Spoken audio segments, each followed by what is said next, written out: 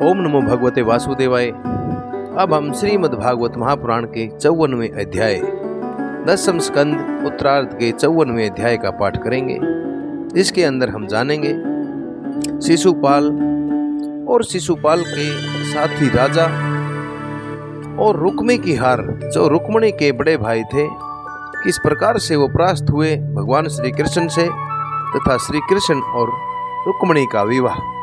इस पाठ का आरंभ करने से पहले मेरी सभी श्रोताओं से परम भाव से विनती रहती है कि सनातन धर्म के प्रचार और प्रसार के लिए तथा इन खोई हुई विलुप्त हुई हमारी सनातनी कहानियों के प्रचार के लिए कृपया चैनल को सब्सक्राइब करना न भूलें। आइए आरंभ करते हैं। सुखदेव जी कहते हैं, परीक्षित, इस प्रकार कह सुनकर सब के सब राजा क्रोध से आग बुबला हो उठे और कवच पहनकर अपने अपने वाहनों पर सवार हो गए। अपनी अपनी सेना के साथ सब धनुष ले लेकर भगवान श्री कृष्ण के पीछे दौड़ पड़े।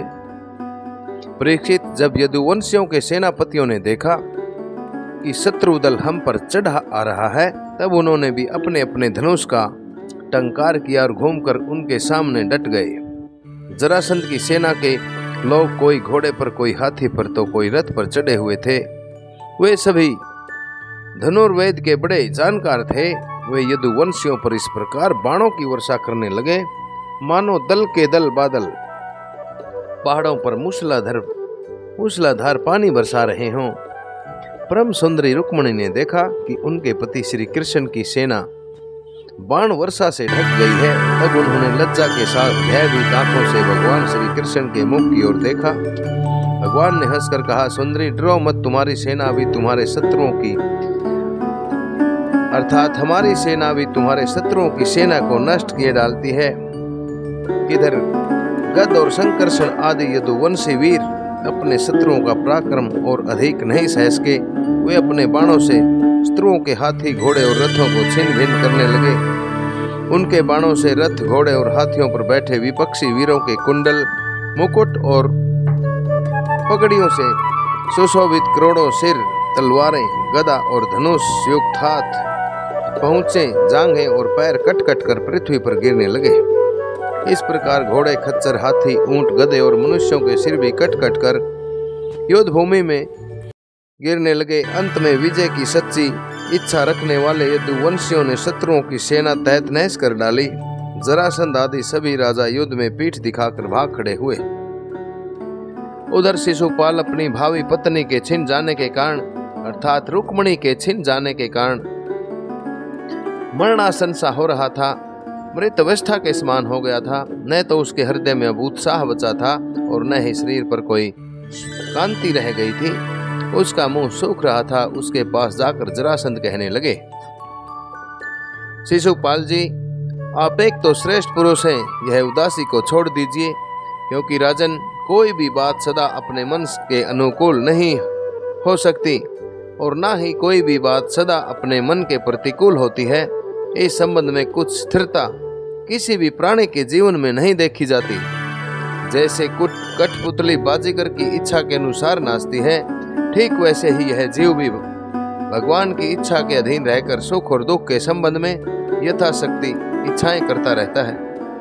देखिए, श्री कृष्ण ने मुझे 23 अक्षौहिणी सेनाओं के साथ 17 बार हरा दिया। मैंने केवल एक बार 18वीं बार उन पर विजय प्राप्त की।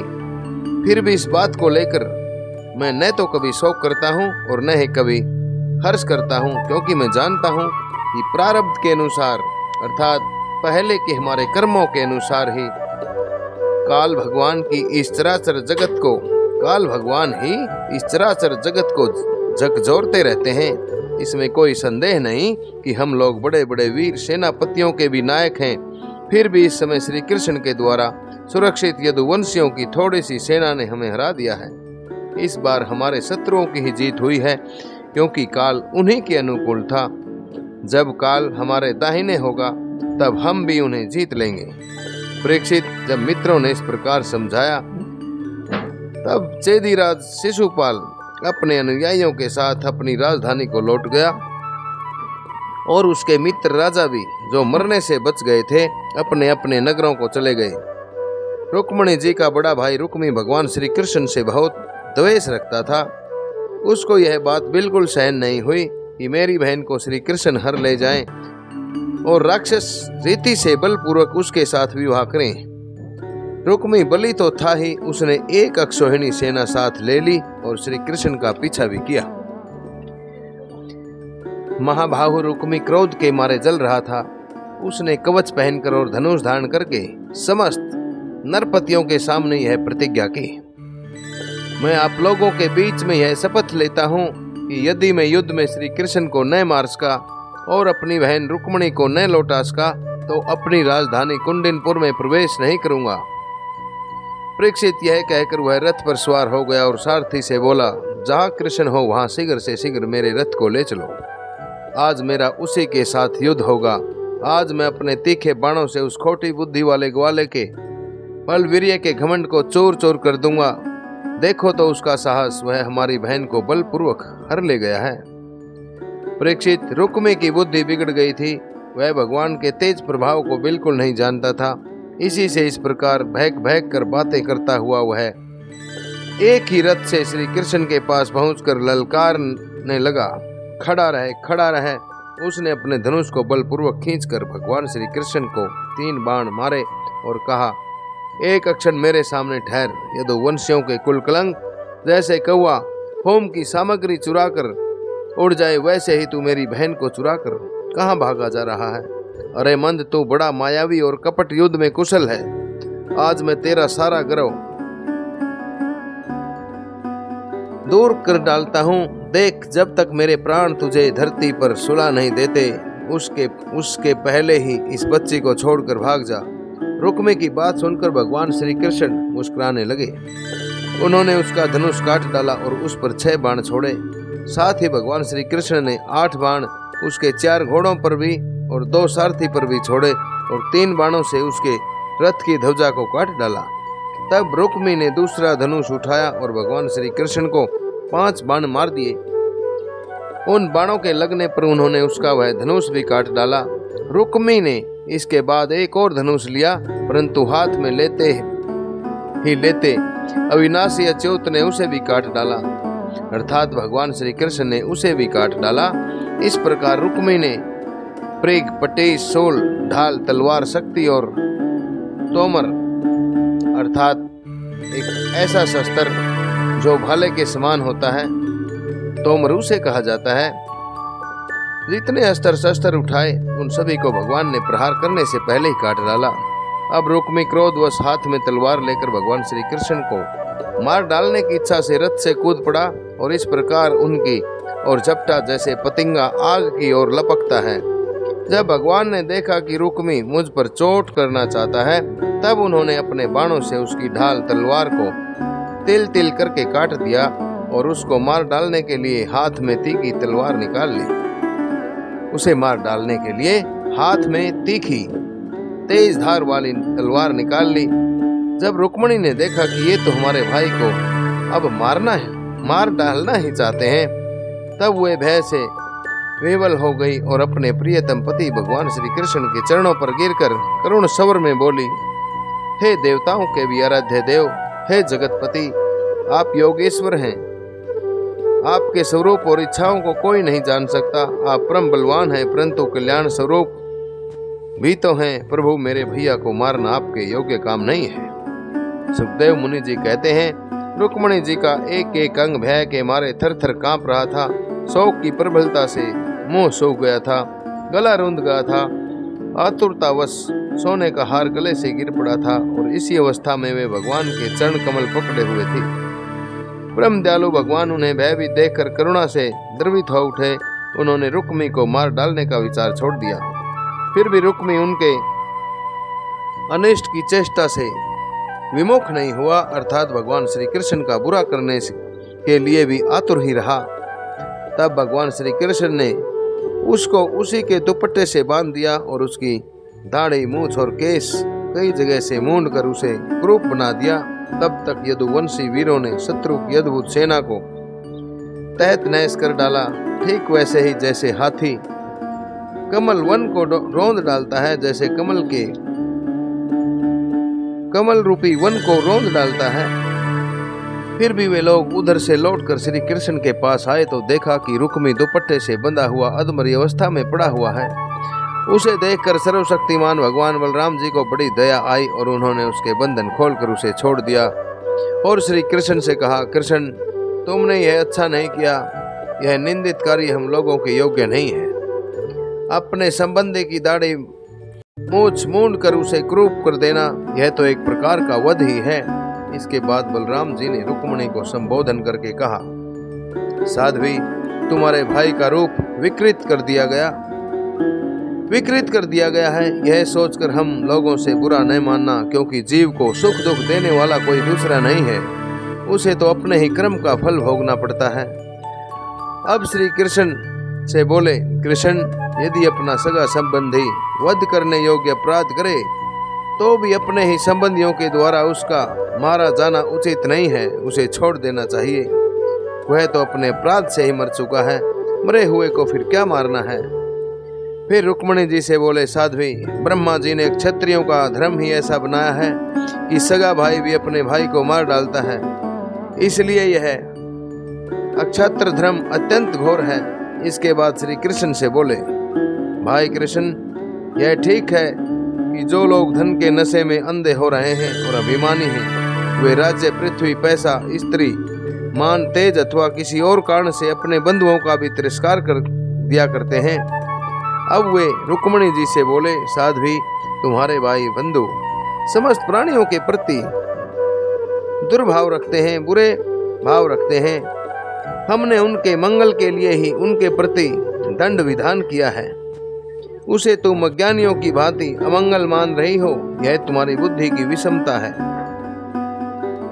देवी, जो लोग भगवान की माया से मोहित होकर देह को ही आत्मा मान बैठते हैं, उन्हीं को ऐसा आत्ममोह होता है कि यह मित्र है, यह शत्रु है, यह उदासीन है। समस्त देहधारियों की आत्मा एक ही है और कार्य कारण से माया से कोई संबंध नहीं है। जल और घड़ा आदि उपाधियों के भेद से जैसे सूर्य, चंद्रमा आदि प्रकाश युक्त पदार्थ और आकाश अलग अलग मालूम पड़ते हैं, परंतु हैं एक ही, वैसे ही मूर्ख लोग शरीर के भेद से आत्मा का भेद मानते हैं, अर्थात शरीर से आत्मा को अलग मानते हैं। यह शरीर आदि और अंत वाला है। पंचभूत अर्थात 5 तत्व, भूमि, आकाश, वायु, अग्नि और जल, 5 तत्व और 5 प्राण। 5 प्राणों में प्राण, अपान,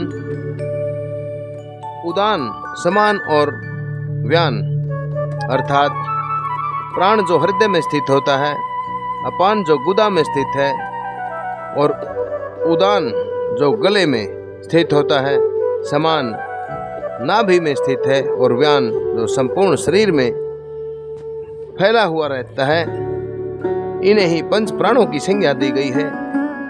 तन्मात्रा अर्थात शब्द, स्पर्श, रूप, रस और गंध को कहा गया है और त्रिगुण ही इसका स्वरूप है। त्रिगुण अर्थात सतोगुण, रजोगुण और तमोगुण ही इसके स्वरूप माने गए हैं।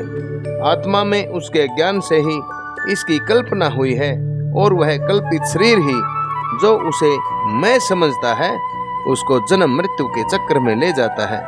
साध्वी, नेत्र और रूप दोनों ही सूर्य के द्वारा प्रकाशित होते हैं, अर्थात हमारी आंखें और शरीर दोनों ही सूर्य के द्वारा प्रकाशित हो रहे हैं। सूर्य ही उनका कारण है, इसलिए सूर्य के साथ नेत्र और रूप का न तो कोई कभी वियोग ही होता है और न ही कोई संयोग ही होता है, अर्थात न ही तो कभी अलग ही होता है और न ही कभी मिलन ही होता है। इसी प्रकार समस्त संसार की सत्ता आत्म सत्ता के कारण जान पड़ती है। समस्त संसार का प्रकाशक आत्मा ही है। फिर आत्मा के साथ दूसरे असत पदार्थों का संयोग या वियोग हो ही कैसे सकता है।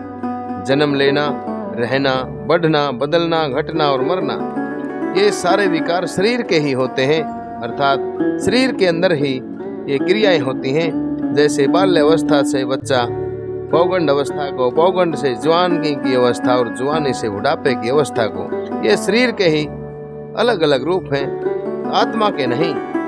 जैसे कृष्ण पक्ष में कलाओं का ही अक्षय होता है, अर्थात कृष्ण पक्ष के अंदर चंद्रमा की कलाओं का ही अक्षय अर्थात घटना होता रहता है, चंद्रमा का नहीं। परंतु अमावस्या के दिन व्यवहार में लोग चंद्रमा का ही अक्षय हुआ कहते सुनते हैं। वैसे ही जन्म मृत्यु आदि सारे विकार शरीर के ही होते हैं, परंतु लोग उसे भ्रमवश अपने आत्मा का मान लेते हैं। जैसे सोया हुआ पुरुष किसी पदार्थ के न होने पर भी सपने में भोगता भोग्य और भोग रूप फलों का अनुभव करता है, उसी प्रकार अज्ञानी लोग झूठ मूठ संसार चक्र का अनुभव करते हैं। इसलिए है साध्वी, अज्ञान के कारण होने वाले इस शोक को त्याग दो। यह शोक अंतःकरण को मुरझा देता है, मोहित कर देता है, इसलिए इसे छोड़कर तुम अपने स्वरूप में स्थित हो जाओ। सुखदेव मुनि जी आगे महाराज परीक्षित को बतलाते हैं कि परीक्षित, जब बलराम जी ने इस प्रकार समझाया तब परम सुंदरी रुक्मिणी जी ने अपने मन का मैल मिटाकर विवेक बुद्धि से उसका समाधान किया। रुक्मी की सेना और उसके तेज का नाश हो चुका था, केवल प्राण बच रहे थे, अर्थात केवल प्राण ही शेष बचे थे। उसके चित्त की सारी आशाएं इच्छाएं व्यर्थ हो चुकी थी और शत्रुओं ने अपमानित करके उसे छोड़ दिया था। उसे अपने विरूप किए जाने की कष्टदायक स्मृति भूल नहीं पाती थी, अर्थात भगवान श्री कृष्ण द्वारा रुक्मी को जो जगह जगह से केस काट दिए गए थे, उस स्थिति को याद कर करके वह भूल नहीं पा रहा था। अतः उसने अपने रहने के लिए भोजगट नाम की एक नगरी, बहुत बड़ी नगरी बसाई, क्योंकि उसने पहले ही यह प्रतिज्ञा कर ली थी कि दुर्बुद्धि कृष्ण को मारे बिना और अपनी छोटी बहन को लौटाए बिना मैं कुंडिनपुर में प्रवेश नहीं करूंगा। इसलिए क्रोध करके वह वहीं पर रहने लगा। परीक्षित, भगवान श्री कृष्ण ने इस प्रकार सब राजाओं को जीत लिया और विदर्भ की राजकुमारी रुक्मिणी जी को द्वारका में लाकर उनका विधि पूर्वक पाणी ग्रहण किया। हे राजन, उस समय द्वारकापुरी में घर घर बड़ा ही उत्सव मनाया जाने लगा। क्यों न हो, वहाँ के सभी लोगों का यदुपति श्री कृष्ण के प्रति अनन्य प्रेम जो था। वहाँ के सभी नर नारी मणियों के चमकीले कुंडल धारण किए हुए थे। उन्होंने आनंद से भरकर चित्र विचित्र वस्त्र पहने, दूल्हा और दुल्हन को अनेकों भेंट की सामग्रियां उपहार में दी। उस समय द्वारका की अपूर्व शोभा हो रही थी। कहीं बड़ी बड़ी पताकाएं बहुत ऊंचे तक फहरा रही थी। चित्र विचित्र मालाएं, शस्त्र और रत्नों के तोरण बंधे हुए थे। द्वार द्वार पर धूप, खील आदि मंगल की वस्तुएं भी सजाई गई थी। जल से भरे हुए कलश, अर्गजा और धूप की सुगंध तथा दीपावली से बड़े ही विलक्षण शोभा हो रही थी। मित्र राजा आमंत्रित किए गए थे। उनके मतवाले हाथियों के मद से द्वारका की सड़क और गलियों का छिड़काव हो गया था। प्रत्येक दरवाजे पर केलों के खंभे और सुपारी के पेड़ रोपे हुए थे। बहुत ही भले मालूम हो रहे थे।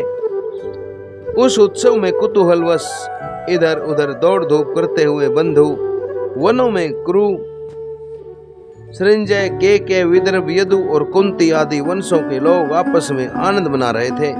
जहां जहां रुक्मिणी हरण की, जहां तहां अर्थात प्रत्येक स्थान पर, प्रत्येक जगह पर रुक्मिणी को हरने की ही कहानी गाई जाने लगी।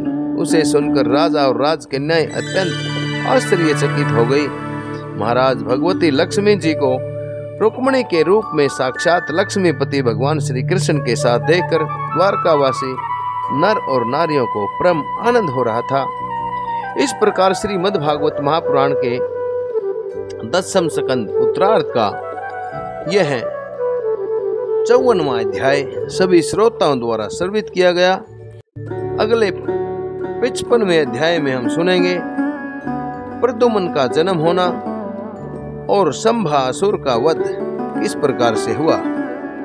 अगले अध्याय को सुनने से पहले कृपया मेरी पुनः परम विनीत भाव से प्रार्थना है कि चैनल को अवश्य सब्सक्राइब करें। ओम नमो नारायण चैनल को अवश्य सब्सक्राइब करके सनातन धर्म के प्रचार और प्रसार में अपने हवन रूपी आहुति अवश्य डालें। इन्हीं शब्दों के साथ आप सभी को नरेंद्र कौशिक का पुनः